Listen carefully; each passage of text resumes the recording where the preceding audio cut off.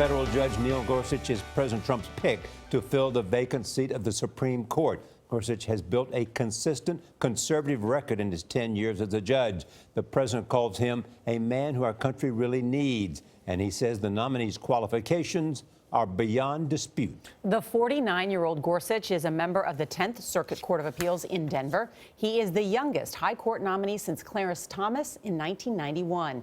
His outlook as a judge is similar to the late Justice Antonin Scalia. Gorsuch went to law school with former President Obama, who tried and failed to choose Scalia's replacement. Jan Crawford is at the Supreme Court with a look at the nominee and the confirmation fight ahead. Jan, good morning.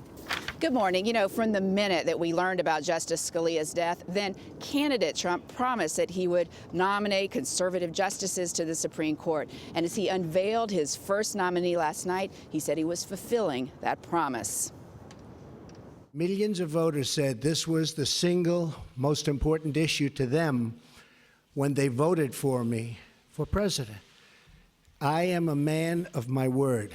In a primetime address, President Trump introduced his Supreme Court choice to the nation. Today, I am keeping another promise to the American people by nominating Judge Neil Gorsuch. The 49-year-old federal appeals court judge appeared moved by the idea of replacing a conservative giant. Justice Scalia was a lion of the law.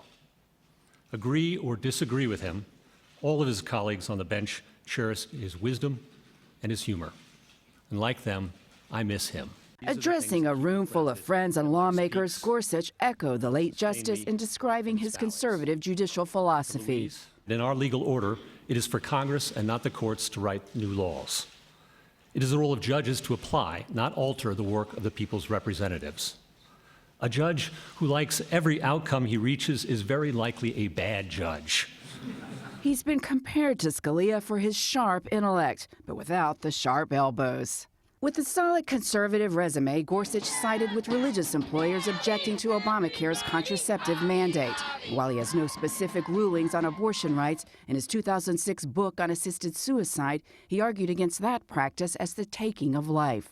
Born and raised in Colorado, Gorsuch moved to Washington, D.C. as a teenager when President Reagan tapped his mother to become the first woman to head the Environmental Protection Agency. He moved very easily in these circles here in Washington and Oxford and all these fancy places, but I think at his core, he still was a guy who grew up in Denver, Colorado, felt himself a part of the West, felt that was his home. Attorney Mark Hansen recruited Gorsuch after his clerkship for Supreme Court Justices Byron White and Anthony Kennedy. When I practiced with him, he was a guy who was always willing to listen to colleagues, to listen to adversaries, to listen to courts. He was not hostile, not adversarial in his manner. Those qualities could help build consensus on the court. Stand up right back! Yet minutes after Mr. Trump's announcement, liberal protesters flocked to the steps of the Supreme Court, calling Gorsuch too extreme.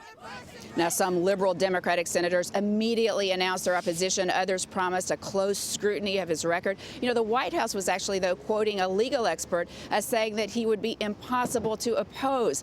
But in this political climate, it seems like nothing is impossible.